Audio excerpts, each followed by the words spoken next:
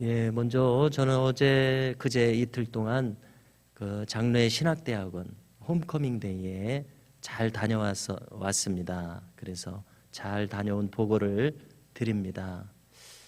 그래서 저로서는 참 감회가 깊은 시간이었습니다.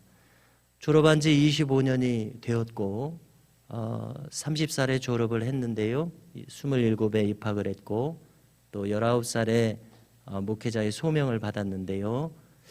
장신대에 들어갈 때 마치 꿈을 이루는 것 같았습니다.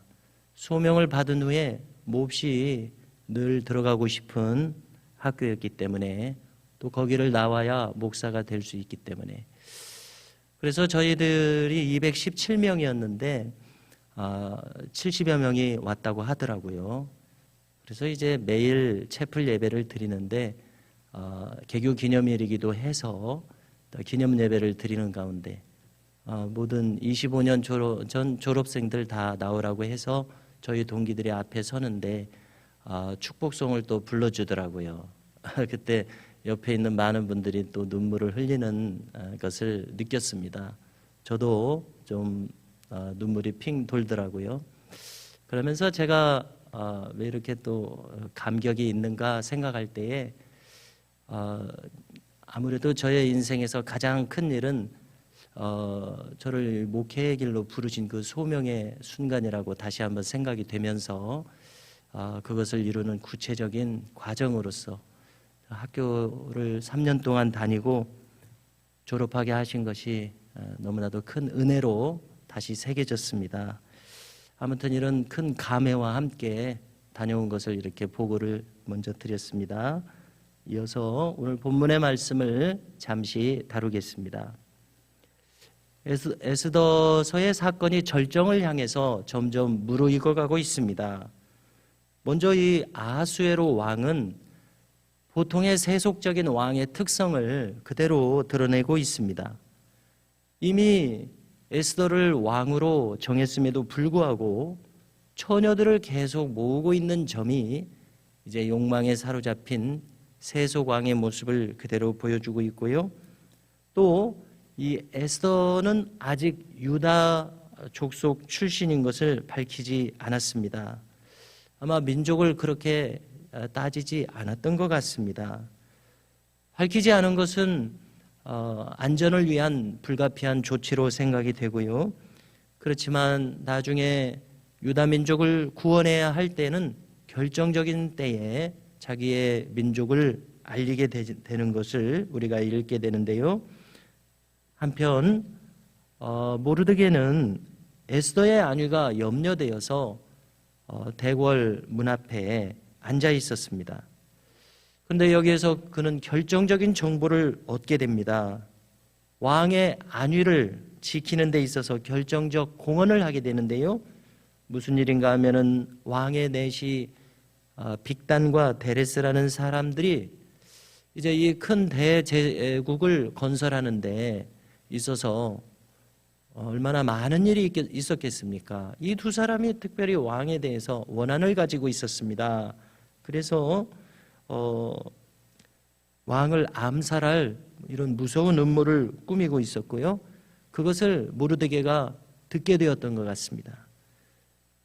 이것을 모르드게는 즉시 왕후인 에스더에게 알렸습니다. 에스더는 모르드게의 이름으로 이걸 왕에게 알렸습니다. 조사에 들어갔습니다. 그 결과 이들의 죄가 입증이 되었습니다. 그래서 두 내시는 나무에 달려 사형을 받았습니다. 그리고 이 모든 일을 궁중일기의 역사로 기록을 했습니다. 자, 이렇게 해서 왕을 암살하려는 음모는 수습을 했습니다마는 정작 결정적인 공헌을 한 이 모르드게에는 아무런 상도 주어지지 않는 이런 일이 생겼습니다. 이렇게 왕의 안위를 에 대해서 중요한 공을 세운 사람은 당연히 큰 상을 받아야 마땅한 것 아닙니까? 그렇지만 그는 어찌된 일인지 이렇게 공정한 대우를 받지 못했습니다. 이렇게 해서 이 일은 그대로 묻히는 듯 합니다. 그러나 우리가 나중에 모든 사건을 알듯이 역사에 기록된 것을 왕이 이제 한밤중에 잠 못 이루는 가운데 읽어서 왜 이 사람 상을 안 줬느냐 이렇게 다시 부각되는 일이 있게 되죠. 자, 이대로 이 일은 지금 지나갈 수밖에 없지만은 후에 합당한 영예가 주어지게 됩니다. 자, 그런데 어찌된 일인지 이 사건이 있은 다음에 아각 사람 함므다다의 아들이라고 하는 하만이라는 사람의 지위가 아주 높여지게 됩니다. 아각 사람이라고 하는 의미는 예전에 우리가 사무엘 상서를 보면은 사울 왕이 아말렉 왕 아각을 죽여야 되는데 사로잡기만 하고 죽이지 않았었습니다. 그래서 사무엘이 이에 대해서 지적하고 사무엘이 처단을 하게 되는데요. 이 아각은 아말렉 왕의 이름이었습니다. 그래서 이 아각 사람 하만이라는 것은 그의 민족 출신이 아말렉 족속인 것을 지금 보여주고 있는 것입니다. 그래서 유다인만이 아니라 대제국을 이루는 이 과정에서 아말렉 사람도 포로로 끌고 온 것이 아닌가 이런 짐작이 됩니다. 하만이라고 하는 사람은 세속적인 권력에 대한 권력 지향적인 인물로 지금 그려지고 있습니다. 아마 어떤 수단과 방법도 불사하며 이 최고의 지위에 올랐을 것입니다. 아수에로 왕은 이 하만의 인물됨에 대해서 바르게 분별하지 못한 것 같습니다.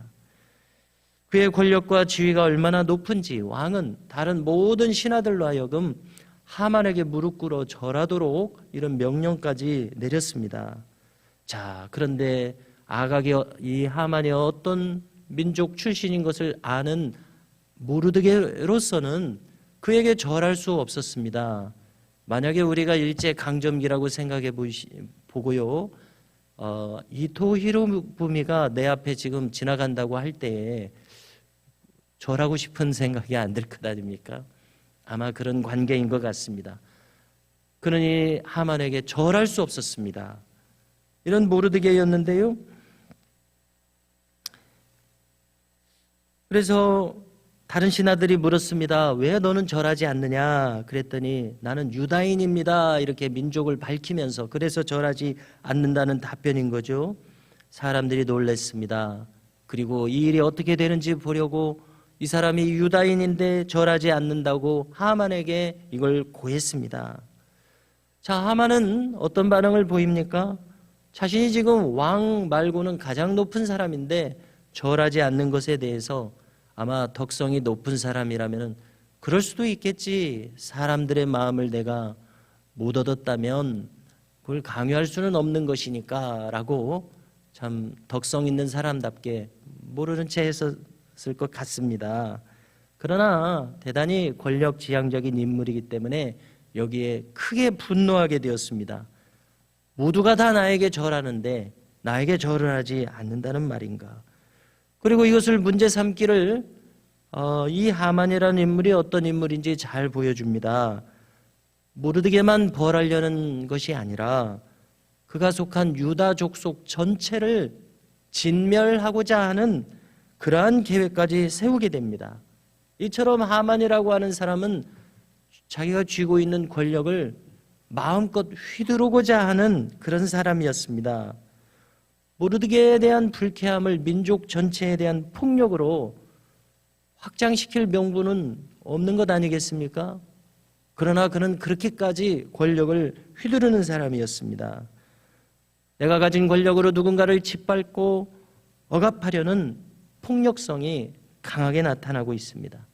저 히틀러 계열의 그러한 인물이지 않을까 이렇게 생각됩니다.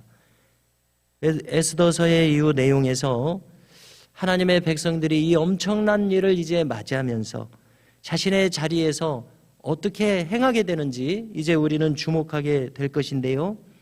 그들은 자신의 자리에서 어떻게 하면 하나님의 백성답게 맞설 수 있는가, 자신의 역할을 감당하게 되는데요. 이것을 우리에게 한번 적용시켜 보십시오. 나는 내가 지금 있는 자리에서 어떻게 하나님과 동행하면서 주어진 상황에서 어떤 생각을 품고 어떤 행동을 해야 할 것인가.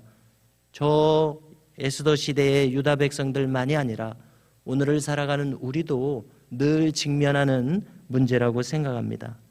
우리 모두는 하나님의 뜻에 부합한 그러한 마음을 가지고서 처해진 자리에서 맡겨주시는 일, 부르시는 소명을 잘 받들어 감당하는 은혜가 우리에게 있기를 간절히 바랍니다.